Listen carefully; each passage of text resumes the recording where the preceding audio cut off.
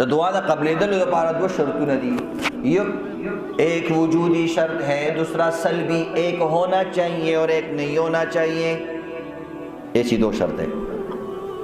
جس طرح آدمی دوائی کھاتا ہے بیماری کے لیے، یہ ایک شرط ہے، لیکن پرہیز کرنا دوسری شرط ہے.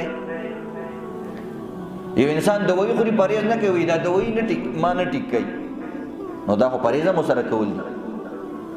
نو د دعا لپاره دو شرطونه دي.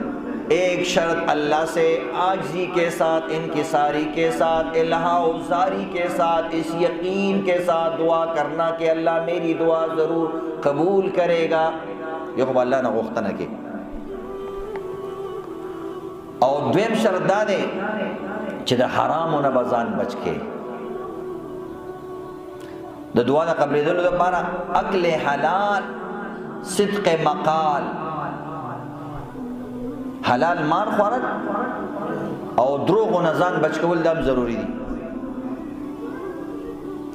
بل روایتو کې راځي چې دعا کې نو داسې به نه کې خدای پاکه که ستا خوښه نو راکړه انشاء انشاء، دا به نه وي.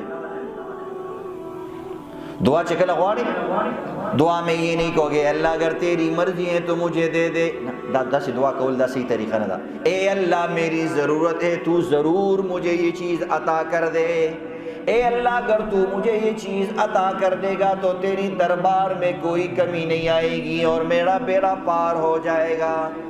یا اللہ ستا پیسے کی گی کتا مال را کړه، ستا خو دربار کی کمی نه راځي، مال را کړه زما به بیڑا پار شي. الله سره به داسې خبرې کې لکه سړی ماشوم چې د مور نه غواړي، هغه ماشوم ته یقین چې دا مور به مال راکوي، بل ځای کې سوال نه کوي. که هغه ته څوک وایي چې د ګاونډي نه ولا وایي نه زما مور شته که نه او پلار مې شته که نه، نو یقین سره به کې او انشاء دا خبرې به پکې نه کوي.